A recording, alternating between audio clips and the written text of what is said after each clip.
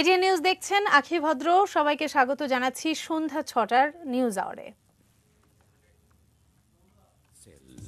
Angle channel HB VSL Bikrampur steel limited.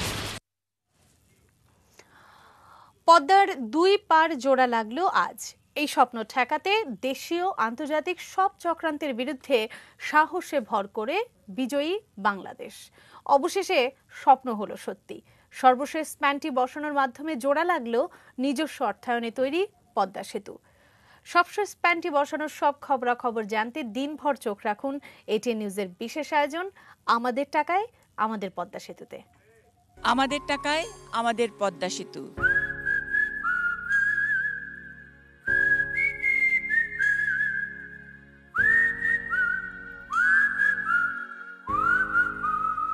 এই span বসার সাথে সাথে রচিত হবে সেতুবন্ধ।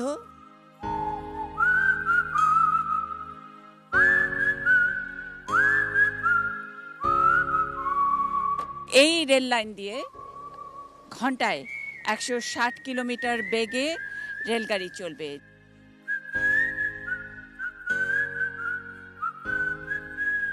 প্রমত্তা নদীর উপর একটি সেতু, অর্থাৎ ইতিহাস।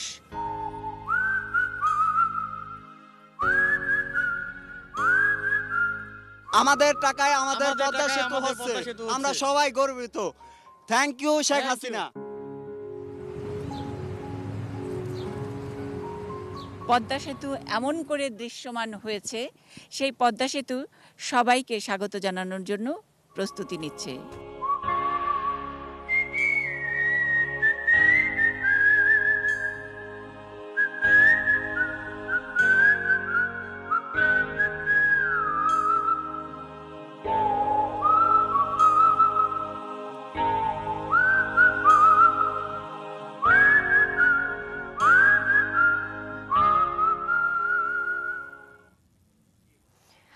পদ্মার দুই পাড়ের মধ্যে হয়ে গেল সন্ধি। একে একে বসে গেল সবগুলো স্প্যান। দৃশ্যমান হলো পদ্মা সেতুর পুরো ৬.১৫ কিলোমিটার। এখন বাকি থাকলো যানবাহন চলাচলের জন্য স্প্যানের ওপর কংক্রিটের পথ তৈরির কাজ। বিস্তারিত জানবো মনিরুল ইসলাম মিন্টুর রিপোর্টে। আগেই নির্ধারিত ছিল সময়সূচি, স্প্যানটিও জায়গা মতো পৌঁছে গিয়েছিল, কিন্তু নদীতে কুয়াশার চাদর কিছুটা প্রতিবন্ধকতা সৃষ্টি করে। এর মধ্যেই চলে কুয়াশার সঙ্গে সূর্যের লুকোচুরি। তবে কুয়াশা বেশিক্ষণ বাধা হয়ে থাকতে পারেনি। সকাল 10টার দিকে ভাসমান ক্রেন দিয়ে স্প্যানটিকে সামনের দিকে এগিয়ে নিয়ে যাওয়া শুরু হয়। এ সময় এর আশপাশে এক উৎসবমুখর পরিবেশের সৃষ্টি হয়। শেষ স্প্যানটির এক পাশে টাঙানো হয় বাংলাদেশের জাতীয় পতাকা, অন্যদিকে চীনের পতাকা। অন্য সময়ের চেয়ে ছিল বাড়তি সতর্কতা ও নিরাপত্তা। প্রায় 2 ঘন্টার চেষ্টায় 12 এবং 13 নম্বর পিলারের উপর বসানো হয় শেষ, অর্থাৎ 41 নম্বর স্প্যানটি। যদিও এটি পুরোপুরি যুক্ত করতে আরও কয়েক ঘন্টা সময় লেগে যায়। বঙ্গবন্ধু কন্যা শেখ হাসিনা নিজস্ব অর্থায়নে পদ্মা সেতু নির্মাণ করে প্রমাণ করেছেন যে আমরাও পারি। আজকে পদ্মা সেতুর ৪১তম স্প্যান 12টা 2 মিনিটে বসে গেছে। পদ্মা সেতুর প্রথম স্প্যানটি খুঁটির উপর বসেছিল 2017 সালের 30 ডিসেম্বর। বাকি 40টি বসাতে সময় লাগলো 3 বছর 2 মাস। করোনা সংক্রমণ পরিস্থিতি এবং বন্যার অত্যাধিক স্রোতের কারণে পদ্মা সেতুর কাজে কিছুটা গতি কমে গেলেও শেষ 2 মাসে বসেছে 10টি স্প্যান। এই স্বপ্নের পদ্মা সেতুর কাজ যাতে না হতে পারে, এজন্য দেশি বিদেশি ষড়যন্ত্র কম হয়নি। তবে সবকিছুকে মিথ্যা প্রমাণ করে একে একে শেষ স্প্যানটি বসানোর মধ্য দিয়ে বলতে গেলে একটি মাইল ফলকে প্রবেশ করলো বাংলাদেশ। এখন অপেক্ষা সব কাজ শেষ করে এই স্বপ্নের পদ্মা সেতুর উপর দিয়ে যাতায়াত। মনিরুল ইসলাম মিন্টু, এটিএন নিউজ, মাওয়া, মুন্সিগঞ্জ। পদ্মা সেতু নিয়ে অনেক হেনস্থা হয়েছে বাংলাদেশ, তারপরও সবকিছু ছাপিয়ে নিজস্ব অর্থায়নে এখন পর্যন্ত সেতুর ৭১ ভাগ কাজ শেষ হয়েছে। নদী শাসনের কাজ শেষ হয়েছে ৯৫ ভাগ। রেল সেতুর কাজ চলছে শেষ পর্বের। আর বাকি অংশটুকু শুনবো আমাদের বিশেষ প্রতিনিধি মুন্নি সাহার কাছে। প্রায় ৩০,০০০ কোটি টাকা ব্যয়ে এই পদ্মা সেতু নিয়েই নানা রকমের কুৎসা, অপপ্রচার দুর্নীতির অপবাদ, কোনো কিছুর শেষ নেই। গোটা বিশ্বে নানাভাবে হেনস্থাও হয়েছে বাংলাদেশের ইমেজ। সেই ইমেজটাকে এখন অন্যভাবে প্রতিষ্ঠিত করছে বাংলাদেশ, বাংলাদেশের মানুষ, বাংলাদেশের ভালোবাসা। নিজস্ব অর্থায়নে ব্রিজের এই পদ্মা সেতুর মূল কাজের ৯১% শেষ হয়ে গেছে, নদী শাসনের ৭৫% কাজ শেষ। বাকি যেটুকু কাজ আছে সেগুলো আলংকারিক কাজ, এবং রেল সেতুর পুরোটা শুধু শেষ পর্বের কাজ বাকি। সুতরাং যারা এতদিন বিশ্বের অন্যান্য প্রান্ত থেকে টাটা সংস্থাদের প্ররোচনায় এবং নিজেদের আত্মবিশ্বাসের যে ঘাটতির কারণে এই দেশের এই উদ্যোগ নিয়ে কথা বলেছেন, তাদেরকে এবং যারা ভালোবেসে এই পদ্মা সেতু করার সাহস জুগিয়েছেন, যাদের মায়ায়, যাদের ভালোবাসায়, যাদের অর্থায়নে এই পদ্মা সেতু দাঁড়িয়েছে, এই পদ্মা সেতু এমন করে দৃশ্যমান হয়েছে, সেই পদ্মা সেতু সবাইকে স্বাগত জানানোর জন্য প্রস্তুতি নিচ্ছে। পদ্মা পাড়ে আজ আনন্দের জোয়ার। টুকরো টুকরো স্বপ্নগুলো জোড়া লেগেই দৃশ্যমান পদ্মা সেতুর ৬.১৫ কিলোমিটার। এটা শুধু সেতু নয়, বিশ্বের বুকে নিজেদের সাহস জানান দেবার এক প্রতীকও। একে আজাদের রিপোর্ট, ছবি তুলেছেন সহকর্মী মনিরুজ্জামান মনির। মানুষের বাঁধ ভাঙা এ উল্লাস, সাহসের, গর্বের পূর্ণাঙ্গ রূপে পদ্মা সেতু রচিত হলো বিশ্বকে তাক লাগিয়ে দেওয়ার এক অনন্য গল্প। ঘন কুয়াশা, তীব্র শীত উপেক্ষা করে বৃহস্পতিবার ৭ সকালেই পদ্মা পাড়ে জড়ো হন তারা। ইতিহাসের সাক্ষী হতে কেবল মামাপাড়ের বাসিন্দারাই নন, দূর দূরান্ত থেকে ছুটে আসেন সাধারণ মানুষ। কখন শুরু হবে পদ্মা সেতুর সবশেষ স্প্যান বসানোর কাজ? অপেক্ষা সেই মাহেন্দ্র খনের জন্যে। শেষ স্প্যানটা বসানো হলে সম্পূর্ণ একটা পদ্মা ব্রিজ হবে, এবং সেই ব্রিজটার সাক্ষী হয়ে থাকার জন্য আমি জুলাইন থেকে এসেছি। একটা আবেগের যে উচ্ছ্বাসটা, এটা আসলে ভাষায় প্রকাশ করতে পারবো না। দীর্ঘ যে স্বপ্ন আমাদের, মূলত এই যে লাস্ট স্প্যানটা বসানো হচ্ছে, এটা মানে একটা ইতিহাসই বলা যায়, এটা সাক্ষী হওয়ার জন্যই আসা।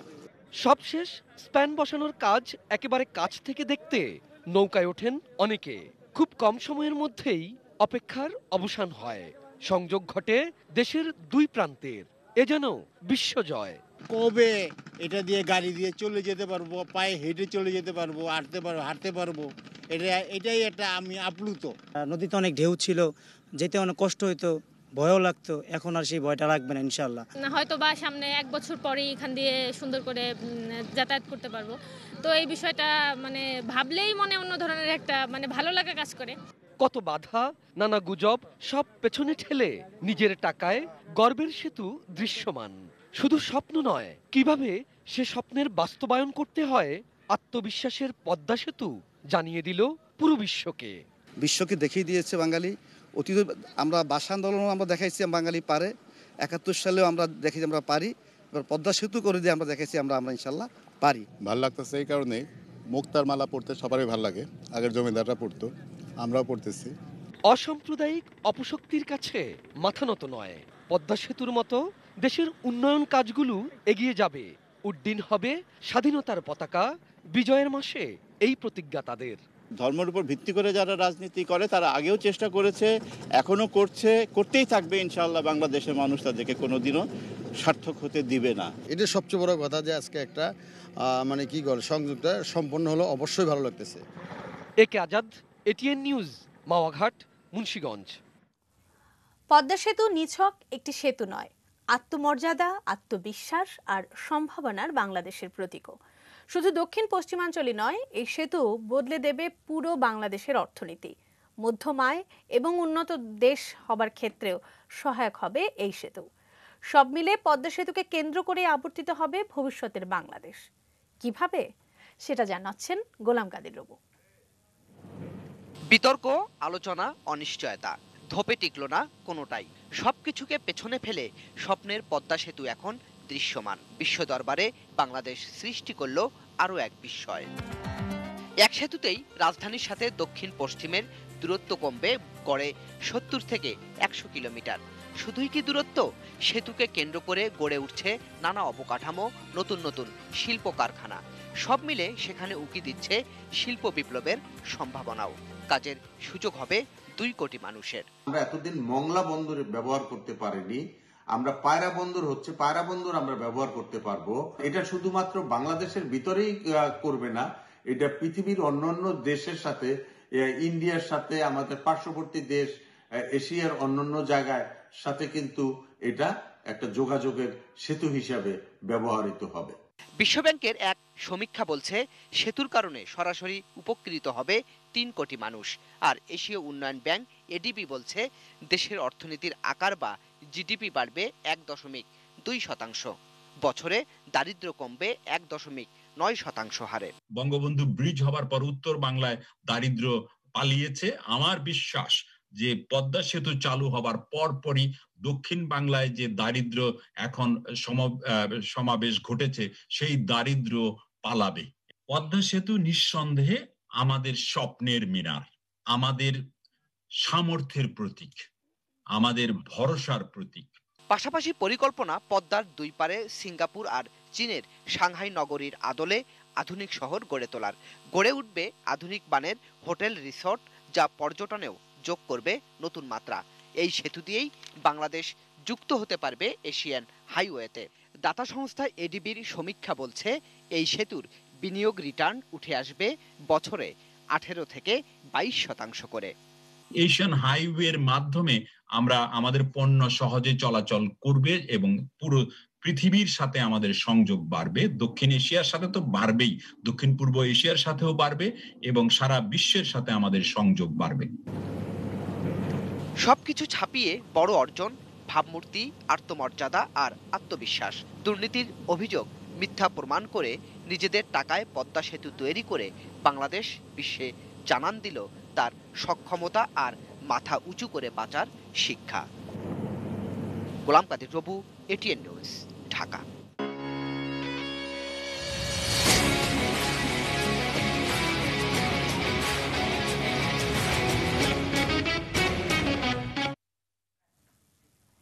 গল্প হলো সত্যি। না হওয়া এক দুর্নীতির অপবাদ থেকে আগেই মুক্ত হয়েছে বাংলাদেশ, কিন্তু মাথা নত না করে নিজেদের সেতু নিজেরাই গড়েছে। করবার জন্য আমার বাংলাদেশের 16 কোটি মানুষ আছে। সেদিনের এই ঘোষণার পেছনে ছিল একরাশ দুঃখ, ছোট অর্থনীতির দেশের প্রধানমন্ত্রী হবার সীমাবদ্ধতা, কিন্তু ছিল মাথা উঁচু করে লড়তে জানা বাঙালি জাতির প্রকৃত নেতার সাহস, ছিল বঙ্গবন্ধু কন্যা হবার জেনেটিক দৃঢ়তা। কারো কাছে ভিক্ষা চেয়ে নয়, হাত পেতে নয়, আমরাও যে পদ্মা সেতুর মতো এরকম একটা বিশাল সেতু নিজস্ব অর্থায়নে নির্মাণ করতে পারি এবং কর্মক্ষমতা বাংলাদেশ যে অর্জন করেছে, এটাই হচ্ছে সব থেকে বড় কথা। 2011 সালে বাস্তবে রূপ নিতে শুরু করেছিল স্বপ্নের পদ্মা সেতু। $290 কোটি খরচের $120 কোটি দিতে 28 এপ্রিল চুক্তি করেছিল বিশ্বব্যাংক। মাত্র কয়েক মাসের মাথায় ঋণ চুক্তি স্থগিত করে তারা। তখনও পদ্মা সেতু প্রকল্পের একটি পাথরও কেনা হয়নি। বিশ্বব্যাংক বলে প্রকল্পে আগাম দুর্নীতি হয়েছে। বিশ্বব্যাংককে ফেরাতে দায়িত্ব থেকে সরিয়ে দেওয়া হয় যোগাযোগ মন্ত্রী সৈয়দ আবুল হোসেনকেও। কোনোভাবে কোনো কাজে কোনো অস্বচ্ছতার সাথে সৈয়দ আবুল হোসেন প্রাক্তন যোগাযোগ মন্ত্রী জড়িত নয়। আমি পদত্যাগ করলে যদি বিশ্বব্যাংক এই $3 বিলিয়ন $2.9 বিলিয়ন ঋণের সুরাহা হয়, আমি 10 বার পদত্যাগ করব। ওই মন্ত্রণালয় থেকে মন্ত্রীকে সরালাম, সচিবকে সরালাম, ওখানকার প্রজেক্ট ডাইরেক্টরকে সরালাম, কিন্তু অনড় বিশ্বব্যাংক, সরে দাঁড়ায় অন্যান্য ঋণদাতারাও। ঠিক সেরকম সময়ে সাহসী এক সিদ্ধান্ত নেন প্রধানমন্ত্রী শেখ হাসিনা। 2012 সালের 8 জুলাই জাতীয় সংসদে তিনি ব্যাখ্যা দেন কিভাবে বাংলাদেশ তৈরি করবে নিজেদের সেতু। একই সময় একসাথে টাকা লাগছে না। আমাদের উন্নয়নের বাজেটের যে 55,000 কোটি টাকা আছে, সেখান থেকে আমরা আমাদের সেতুর কাজ শুরু করতে পারি। পদ্মা সেতু প্রকল্পে নিজেদের ঋণ স্থগিত করার বিষয়ে বিশ্বব্যাংক এক পর্যায়ে দায় চাপায় কানাডীয় প্রতিষ্ঠান এসএনসি লাভালিনের ওপর। পদ্মা সেতুর দরপত্রে অংশ নেবার কথা ছিল প্রতিষ্ঠানটির। ঘটনা গড়ায় কানাডার আদালত পর্যন্ত। 2017 সালে কানাডীয় আদালত এই প্রকল্পে এসএনসি লাভালিনকে দুর্নীতির দায় থেকে মুক্তি দেয়। আর সে বছরের ৩০ সেপ্টেম্বর প্রথম স্প্যান বসানোর মধ্য দিয়ে দৃশ্যমান হতে শুরু করে বাংলাদেশের নিজেদের টাকায় তৈরি হওয়া পদ্মা সেতু।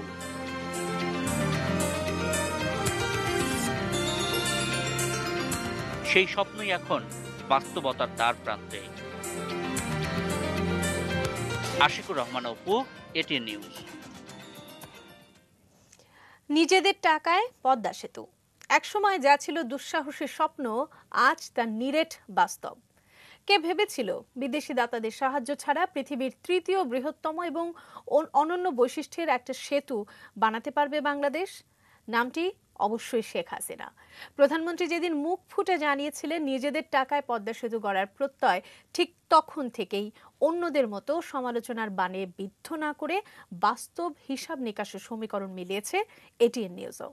হয়েছে পদ্মা সেতুর স্বপ্ন সারথি। দেখব মফিদুল তপুর রিপোর্ট। 2011 সালের অক্টোবরে দুর্নীতির ষড়যন্ত্রের অভিযোগ তুলেছিল পদ্মা সেতু প্রকল্পের প্রধান অর্থ যোগানদাতা সংস্থা বিশ্বব্যাংক। এর মাস কয়েক পরেই পদ্মা সেতু প্রকল্প থেকে ঋণ ফিরিয়ে নেয় সংস্থাটি। বিশ্বব্যাংকের চাপে সরে দাঁড়ায় এশীয় উন্নয়ন ব্যাংক এবং জাইকা।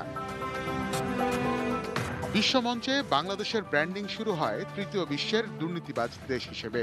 আর সেই নেতিবাচক প্রচারণায় অংশ নেয় খোদ বাংলাদেশের কিছু বুদ্ধিজীবী, তথাকথিত সুশীল সমাজের মানুষজন এবং রাজনীতিবিদরা। বিদেশ থেকে যেসব টাকা নিয়েছে সব টাকা আত্মসাৎ করে ফেলেছে।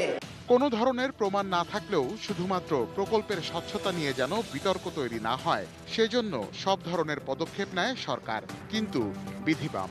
বিশ্বব্যাংক প্রধান বাংলাদেশকে ব্যবহার করেন তার ব্যক্তিগত ও প্রাতিষ্ঠানিক ইমেজ সংকট কাটানোর বলি হিসেবে।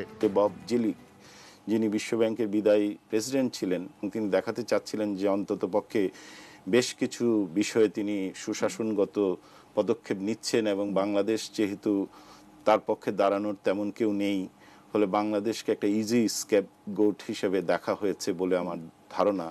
অন্যায়ের মুখে দমে যাওয়া বাংলাদেশের মানুষের হাতে সয় না। বঙ্গবন্ধু কন্যা শেখ হাসিনাও দমে যাননি।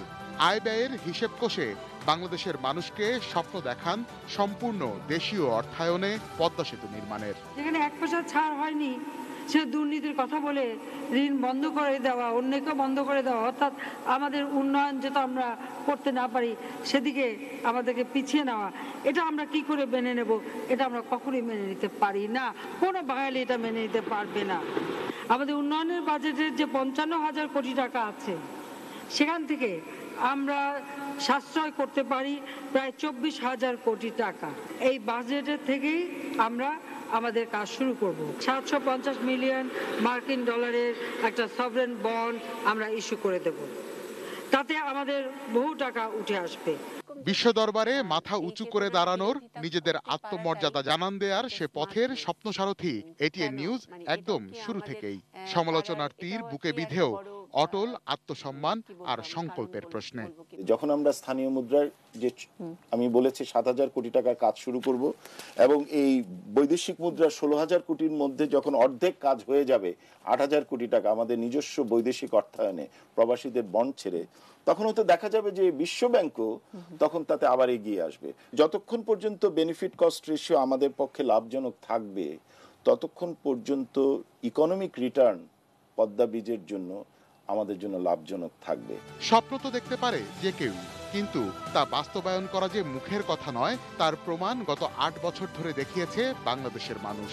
ধৈর্য ধরে আশার ভেলা ভাসিয়ে রেখে অপেক্ষার প্রহর গুনেছে পদ্মার বুকে নতুন সেতুর প্রতিটি ইঞ্চিতে। Mofidul Topu, ATN news, Dhaka. চুক্তির আগেই দুর্নীতি, নির্মাণে দুর্বলতা কিংবা পদ্মা সেতু বানাতে লাগবে মানুষের মাথা। বাংলার স্বপ্নের পদ্মা সেতু নিয়ে যত ভুয়া মিথ্যা গুজবের চাষ হয়েছে, তা সবগুলো নিয়ে সাদাত হাবিবি সেতুর রিপোর্ট। তখনও প্রকল্পের কোনো টাকাই ছাড় হয়নি। শুধু পদ্মার বুকে এমন নকশায় যোগাযোগের নতুন আশায় বাংলাদেশ। কিন্তু শুরুতেই বিশ্বব্যাংকের দুর্নীতির অভিযোগ। সেই অভিযোগের সত্য মিথ্যা যাচাইয়ের আগেই প্রকল্প থেকে সরে আসে দাতা সংস্থাগুলো। যেখানে একটা পয়সা অর্থ ছাড় হয় নাই, একটি পাই পয়সা এখন পর্যন্ত তারা দেয় নাই, সেখানে দুর্নীতিটা কোথায় কিভাবে হলো। বর্তমানে জার্মানিতে নিযুক্ত বাংলাদেশের রাষ্ট্রদূত মোশাররফ হোসেন ভূঁইয়া তখন সেতু বিভাগের সচিব। বাংলাদেশ আর কানাডা দুই দেশের আদালতের কাঠগড়ায় তার বিরুদ্ধে মামলা। তবে 2014 এই দুই দেশের আদালতেই প্রমাণ হয় পদ্মা সেতুর কাজ পাইয়ে দেওয়ার ইস্যুতে কোনো দুর্নীতি হয়নি। যে অভিযোগে পদ্মা সেতু ঋণ বাতিল করেছে তা সঠিক বলে মনে করি না। আমরা এই শুধু পদ্মা সেতু একটা নয়, দুটো পদ্মা সেতু করব, একটা করবো এই মাওয়া দিয়ে আর একটা করবো নির্মাণের প্রতিবন্ধকতার পাশাপাশি বারবারই পদ্মা সেতু নিয়ে দেশের রাজনীতির মাঠেও কত কটু কথা। একটা যদি জোড়াতালি দিয়ে বানায় সেই সেতুতে কেউ উঠতে যাবেন না, অনেক রিস্ক আছে ওই নদীর। 2019 যখন কদিন পরপরই এমন স্প্যান দেখে বাঙালির গর্ব বাড়তে থাকে, তখন সারা দেশে ছড়িয়ে পড়ে উদ্ভট এক গুজবে পদ্মায় আছে ভয়ঙ্কর এক জীব, তাকে শান্ত না করে এই ব্রিজ সম্ভব না, লাগবে রক্ত। কদিন পরে গুজবে নতুন মাত্রা, রক্ত না, লাগবে মাথা, তাও আবার মানুষের মাথা। আমার মাথায় ঢুকছে না যে কেন এই ধরনের একটা জিনিস আসবে। মানুষও বলে এই যে মাথা কাইটা নিয়ে আসে, তো নিয়ে আসলে এখানে আমরা তো 24 ঘন্টা এখানে এই যে ব্রিজ এখানে আমরা কাজ করি, আমরা তো এসব কিছু দেখি না। ফেসবুকে দেখতেছি যে এটা একটা গুজব। এমন গুজবের চাষে সারা দেশে ছড়িয়ে পড়ে ছেলে ধরার গুজব, যার নির্মম শিকারের একজন তাসলিমা আক্তার রেনু। আতঙ্ক ছড়ায় সারা দেশে। তাতে বিজ্ঞান আর প্রযুক্তির এই সময়ে এসে সরকারকে এমন প্রেস বিজ্ঞপ্তি দিতেও বাধ্য হতে হয়। এটা হলো ইঞ্জিনিয়ারিং কাজ, এখানকার সাথে অন্য কোনো মাথা বা রক্ত কোনো সম্পর্ক থাকার কোনো সুযোগ নাই। এবং আমাদের যারা চাইনিজ তাদেরও এই ধরনের কোনো আপনার ওই দেশের যে কালচার, এর সাথে এটা কোনো মিল নাই। এখনো ইউটিউবে গেলে এমন ভুয়া ভিডিওর ছড়াছড়ি, রীতিমতো নাটক তৈরি করেছে একাধিক ইউটিউব চ্যানেল। শুনলাম পদ্মা সেতু করার লেগে নাকি 1 লাখ মানুষের কল্লা লাগবে, কথাটা কি হাসা নাকি? কথাটা আমিও শুনেছি। এবছর একটি সরকারি তথ্যে অবাক হয়েছে সেতুর প্রকৌশলী আর ব্যবস্থাপনায় থাকা মানুষেরা। সরকারের পরিকল্পনা মন্ত্রণালয়ের বাস্তবায়ন, পরিবীক্ষণ ও মূল্যায়ন বিভাগ IMEDর এক পর্যবেক্ষণে দাবি করা হয় সেতুর পিলারের নিচে মাটি সরে যাওয়ার আশঙ্কা রয়েছে, তাই এর নির্মাণ ঝুঁকিপূর্ণ। এত মিথ্যা আর গুজবের উত্তর এই সেতুটাই। দিনে দিনে যে সেতু এখন একটা উপাখ্যান, পদ্মার বুকে নিজেদের শক্তি সামর্থ্য জানান দেওয়া এক বাংলাদেশের। সাদাত হাবিবি, সেতু, ATN নিউজ, ঢাকা। শোনা হলো বাইজেস্টিল বিরতি নেবার, এরপর জানিয়ে ফিরছি।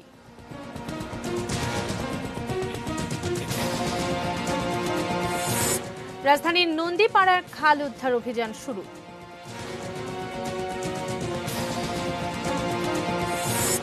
মনিরের অবৈধ সম্পদের খোঁজে কাউন্সিলর শফিকুলকে জিজ্ঞাসাবাদ।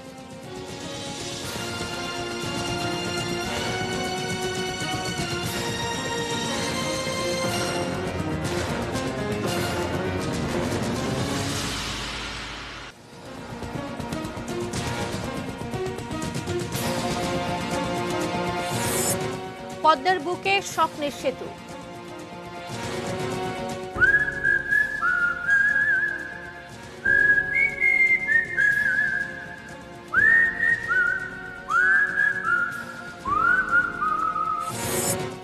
বাংলাদেশের সক্ষমতা মর্যাদার সম্মানে আপ্লুত সাধারণ মানুষ। এবং আগামী মাসের শুরুতেই দেশে আসছে অক্সফোর্ডের টিকা।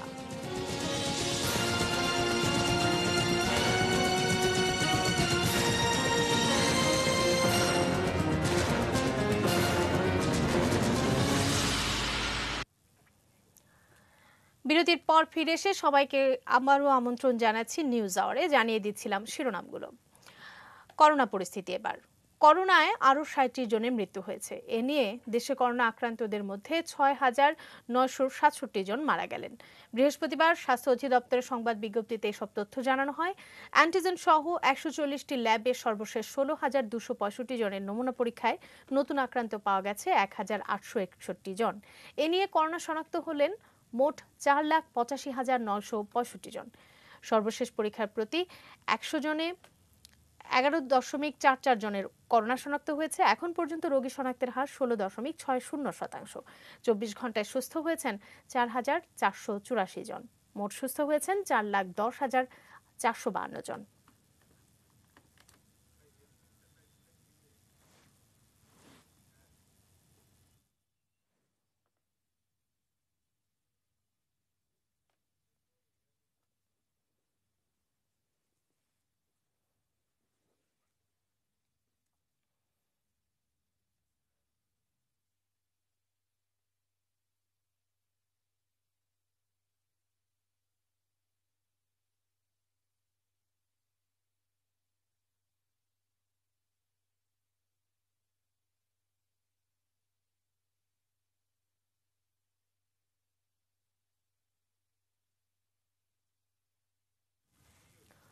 রাজধানীর নন্দীপাড়ায় খাল উদ্ধার অভিযান শুরু করেছে ঢাকা দক্ষিণ সিটি কর্পোরেশন ডিএসসিসি।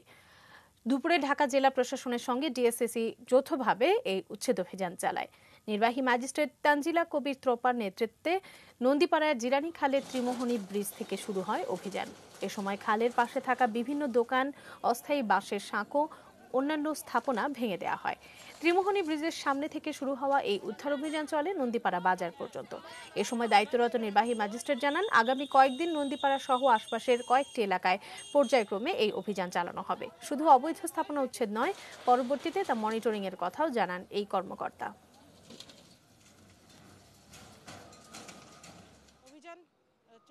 অভিযান চলছে, যে অবৈধ সাঁকোগুলি আছে এবং খালের উপরে যে অবৈধ স্থাপনাগুলো আছে এগুলি আমরা উচ্ছেদ করছি।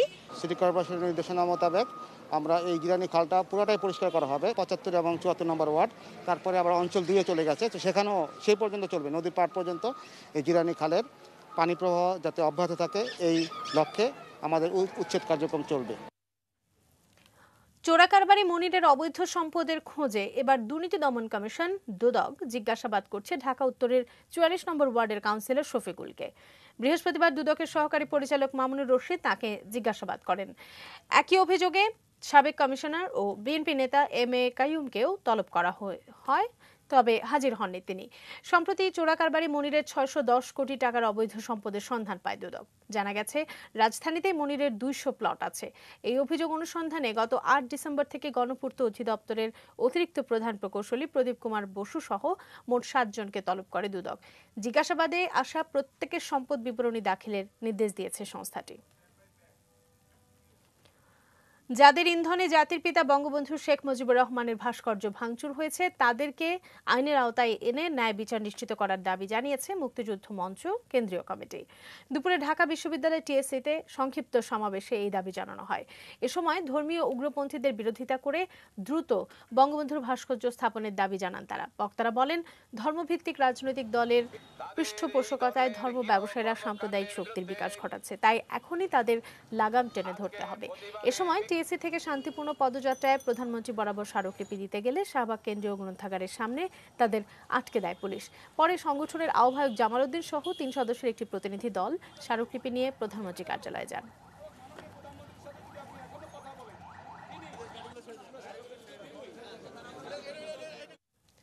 সোশ্যাল ইসলামী ব্যাংক লিমিটেড বাণিজ্য সংবাদ এবার।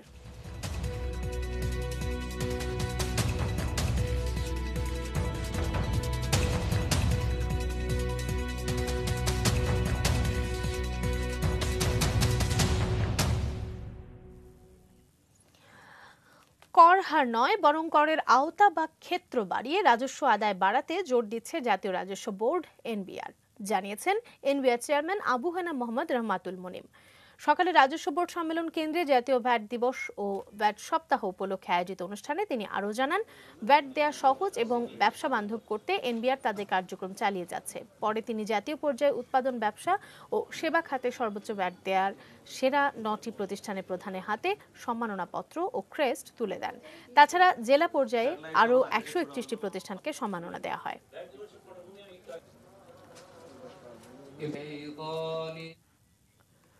গ্রামীণ অর্থনীতিকে সচল করার লক্ষ্য নিয়ে দেশের প্রত্যন্ত অঞ্চল পর্যন্ত উপশাখা তৈরি করছে এনবিআর কমার্শিয়াল ব্যাংক এনআরবিসি। সকালে রাজধানীর একটি হোটেলে অনুষ্ঠিত প্রেস ব্রিফিংয়ে একথা জানান ব্যাংকের চেয়ারম্যান এস.এম. পারভেজ তমাল। বলেন, প্রত্যন্ত অঞ্চল পর্যন্ত এনআরবিসি উপশাখাগুলো হওয়াতে এনজিও নির্ভর লোনের ক্ষেত্রে এখন অনেকটাই প্রতারণা মুক্ত হয়েছে গ্রামের সাধারণ মানুষ। ব্যাংকের আয় ব্যয়ের পরিস্থিতি ও সার্বিক অগ্রগতি সম্পর্কেও আলোচনা করেন বক্তারা। এনআরবিসি ব্যবস্থাপনা পরিচালক ও প্রধান নির্বাহী কর্মকর্তা মুখতার হোসেন, অতিরিক্ত ব্যবস্থাপনা পরিচালক কাজী মোহাম্মদ তালহা, পরিচালক এ.এম. সাইদুর রহমান ছাড়াও ঊর্ধ্বতন কর্মকর্তারা অনুষ্ঠানে উপস্থিত ছিলেন। আমরা এখানে এবং আমরা কিভাবে পথ চলিয়েছি তার শতবার্ষিকী আমি আপনাদের সামনে আজকে প্রথম পরামর্শ দিয়েছি। অবশ্যই বলি মেটাল প্রেজেন্স কৃষি সংবাদ সুজলা সুফলা।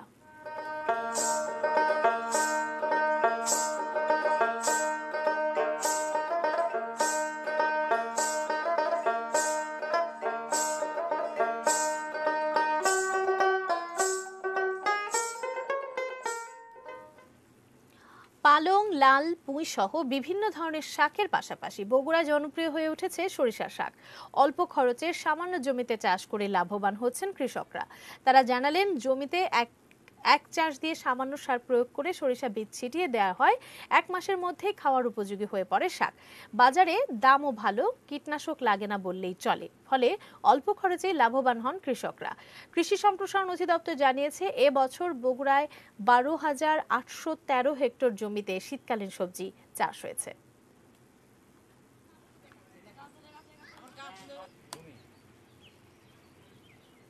শাক তুলে আটি বান্ধে ধোয়, ধুয়ে আনতে তারপরে ভারত তুলে বিক্রি করে ফেলে যায়। বিঘেকে 15,000 টাকা পর্যন্ত বিক্রি করা যায় শাক। বাজেশ্রী বিরতি নিচ্ছি, আবারও এরপর জানিয়ে ফিরছি।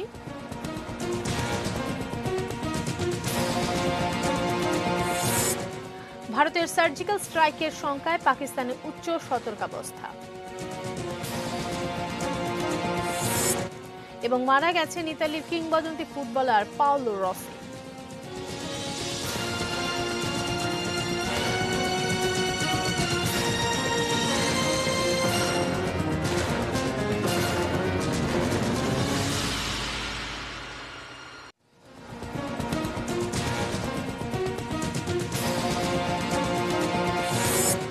পদ্মার বুকে স্বপ্নের সেতু।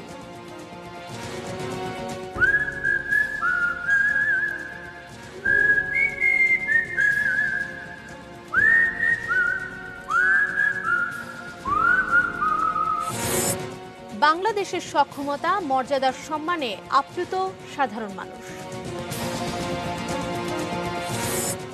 আগামী মাসের শুরুতেই দেশে আসছে অক্সফোর্ডের টিকা।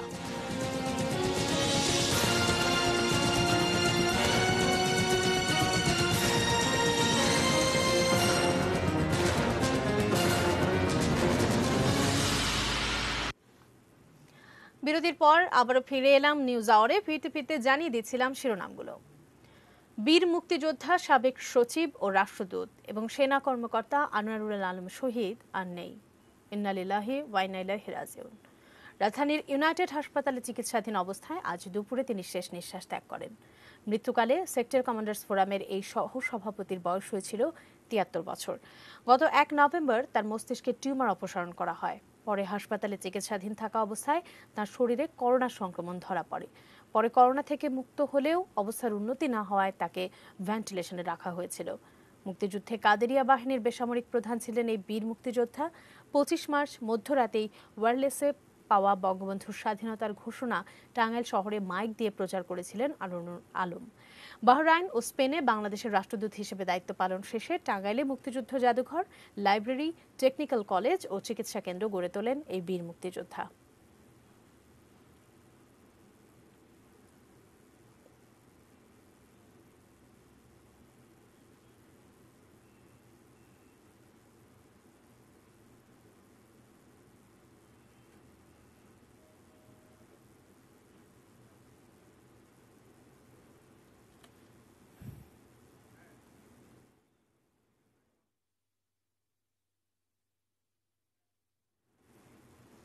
কবে করোনার টিকা পাবে বাংলাদেশ, এমন প্রশ্ন যখন সবার মনে, তখন স্বাস্থ্যমন্ত্রী জাহিদ মালেক জানালেন, আগামী মাসেই আসছে টিকা। আর স্বাস্থ্যসেবা সচিব জানিয়েছেন, সব মিলিয়ে মোট 4,90,00,000 করোনার টিকার ব্যবস্থা হয়েছে। আরও জানাচ্ছেন সাদিয়া আফরোজ। বিশ্বের যে 17টি দেশ অগ্রাধিকার ভিত্তিতে করোনার টিকা পাচ্ছে, এর মধ্যে রয়েছে বাংলাদেশ। আবার অক্সফোর্ড ও অ্যাস্ট্রাজেনেকা উদ্ভাবিত টিকার উৎপাদনকারী ভারতীয় প্রতিষ্ঠান সেরাম ইনস্টিটিউটের এক্সক্লুসিভ ডিস্ট্রিবিউটর বাংলাদেশের বেক্সিমকো ফার্মা। তাই প্রথম দিকেই বাংলাদেশ পাচ্ছে করোনার টিকা। দুপুরে মহাখালীতে হাম রুবেলার টিকা কার্যক্রম উদ্বোধন অনুষ্ঠানে স্বাস্থ্যমন্ত্রী জানান, জানুয়ারির শুরুতেই প্রথম ধাপে আসছে সেরাম ইনস্টিটিউট উৎপাদিত করোনার 3 কোটি ডোজ টিকা। সামনের মাসের প্রথম দিকেই, প্রথম কোয়ার্টারে আমরা টিকা পেয়ে যাব। আমরা অ্যাস্ট্রাজেনেকার যে অক্সফোর্ডের ভ্যাকসিন আমরা ইন্ডিয়া থেকে সেরাম ইনস্টিটিউটের মাধ্যমে বাংলাদেশে আনার ব্যবস্থা করেছি এবং WHO আরও টিকা প্রায় 20% লোককে টিকা দিবে। সেটা একটু হয়তো সময় নেবে। এ সময় স্বাস্থ্যমন্ত্রী দাবি করেন, দেশে কোভিড নিয়ন্ত্রণে আছে বলেই অর্থনীতি সচল আছে, জীবনযাত্রা রয়েছে প্রায় স্বাভাবিক। যে দেশের করোনা নিয়ন্ত্রণ হয় নাই তার অর্থনীতি বিপর্যস্ত, লকডাউন হয়ে গেছে এবং তারা প্রত্যেকেই ইকোনমি মাইনাসে চলে গেছে। স্বাস্থ্য খাতের সফলতা বাংলাদেশে একটি উজ্জ্বল দৃষ্টান্ত। টিকা বিষয়ক আন্তর্জাতিক জোট গ্যাভি কোভ্যাক্স ফ্যাসিলিটি 3,40,00,000 টিকা দেবে। এ বিষয়টি চূড়ান্ত হয়েছে বলে জানান স্বাস্থ্যসেবা সচিব আব্দুল মান্নান। বাংলাদেশের যে আবেদন ফরমালি আমরা তাদের কাছে পাঠিয়েছিলাম, এটি গতকালকেই তারা চূড়ান্তভাবে এটি গ্রহণ করেছে এবং আমাদেরকে অবহিত করেছে যে আমরা বাংলাদেশ এর মধ্যে আমরা একটা সংযুক্ত হয়েছি। এতে করে 3,40,00,000 টিকা আমরা গ্যাভি থেকে কোভ্যাক্স থেকে আমরা পাবো। অনুষ্ঠানে জানানো হয় 12 ডিসেম্বর থেকে 24 জানুয়ারি পর্যন্ত 9 মাস থেকে 10 বছরের কম বয়সী শিশুদের হাম রুবেলার টিকাদান কর্মসূচি চলবে। এ সময় 40 লাখ শিশুকে টিকা দেওয়া হবে। Sadia Afroz, ATN news, Dhaka. দেশে বাইরের খবর।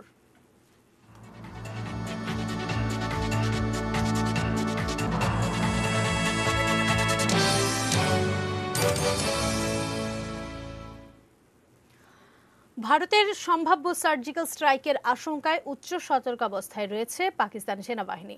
কয়েকজন সেনা কর্মকর্তার বরাত দিয়ে এই তথ্য জানিয়েছে পাকিস্তানের গণমাধ্যম ডন। গণমাধ্যমটির প্রতিবেদনে বলা হয়েছে, লাদাখ ও ডোকলামে লজ্জাজনক পরাজয়ের পর কাশ্মীরের নিয়ন্ত্রণ রেখার উপর এবং পুলওয়ামার বিদ্যমান সীমান্তের অপর পাশে পাকিস্তানি অংশে আরেকটি হামলা চালানোর প্রস্তুতি নিচ্ছে ভারত। পাকিস্তানের একজন কর্মকর্তা ডনকে বলেছেন, চলমান কৃষক আন্দোলন সহ বেশ কিছু অভ্যন্তরীণ সমস্যা থেকে বিশ্বের মনোযোগ ঘুরিয়ে দিতে একটি ফলস ফ্ল্যাগ অপারেশনের পরিকল্পনা করছে নয়াদিল্লি।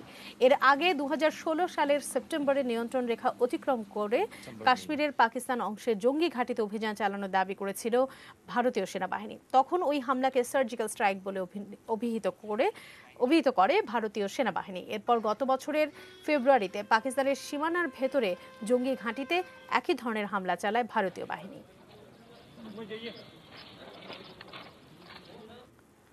এবার খেলার খবর।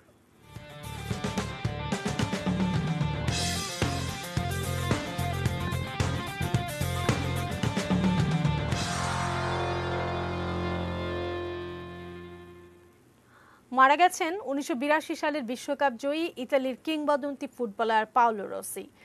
বুধবার রাতে 64 বছর বয়সে মারা যান তিনি। ব্রিটিশ সংবাদ মাধ্যম বিবিসিকে এই তথ্য নিশ্চিত করেছে রসির পরিবার। পাওলো রসি ইতালির ফুটবল ইতিহাসে অন্যতম সেরা তারকার নাম। 1978 সালে দেশের হয়ে প্রথম বিশ্বকাপ খেললেও বিশ্বমঞ্চে আলো ছড়ান 1982 আসরে। সেবার ইতালিকে শিরোপা জেতাতে বড় ভূমিকা ছিল তার। সেই বিশ্বমঞ্চে রসি 6 গোল করে সর্বোচ্চ গোলদাতা হন। জিকো সক্রেটিসের অদম্য ব্রাজিলের বিপক্ষে গুরুত্বপূর্ণ ম্যাচে হ্যাট্রিক করে দলকে জেতান 3-2 গোলে। এরপর সেমিফাইনালে পোল্যান্ডের বিপক্ষে 2 গোল করেন। আর জার্মানির সাথেও ফাইনালে দলের প্রথম গোলটিও তার। দেশের হয়ে 48 ম্যাচে রসির গোল মোট 20টি। পাওলো রসির ক্লাব ক্যারিয়ারও যথেষ্ট উজ্জ্বল। 1976 সালে স্বদেশী ক্লাব কোমোর হয়ে অভিষেক। এরপর খেলেছেন এসি মিলান ও জুভেন্টাসের মতো বড় ক্লাবেও। ক্লাব ক্যারিয়ারে 251 ম্যাচে 103 গোল তার। জিতেছেন 2টি সিরিয়া, একটি ইউরোপিয়ান লিগ ও কোপা ইতালিয়া। ফিফা ঘোষিত 100 কিংবদন্তির একজন রসি। এত কিছুর পরও ক্যারিয়ারে রয়েছে কালো দাগ। ম্যাচ ফিক্সিং এর কারণে ফুটবল থেকে 2 বছর নিষিদ্ধ ছিলেন। বুটজোড়া তুলে রাখার পর হয়েছিলেন জনপ্রিয় ফুটবল বিশ্লেষক। Shuvo Debnath, sports desk, ATN news. শেষ করব তার আগে এক নজরে শিরোনামগুলো দেখে নেব আরেকবার।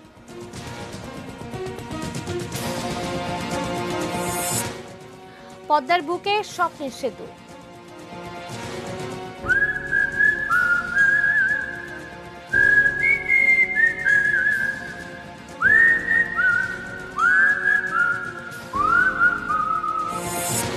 বাংলাদেশের সক্ষমতা মর্যাদার সম্মানে আপ্লুত সাধারণ মানুষ। আগামী মাসের শুরুতেই দেশে আসছে অক্সফোর্ডের টিকা। রাজধানীর নন্দীপাড়ার খাল উদ্ধার অভিযান শুরু।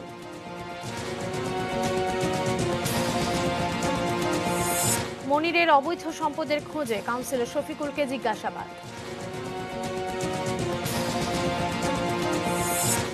ভারতের সার্জিক্যাল স্ট্রাইকের শঙ্কায় পাকিস্তানে উচ্চ সতর্কাবস্থা।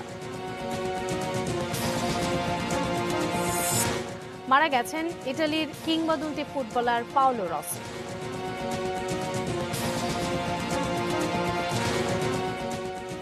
এই ছিল নিউজ আওয়ার। সঙ্গে থাকুন, দেখতে থাকুন ATN নিউজ। আর ATN নিউজের ব্রেকিং নিউজ আপনার মোবাইলে পেতে স্টার লিখে স্পেস দিয়ে AN লিখে পাঠিয়ে দিন 595 নম্বরে।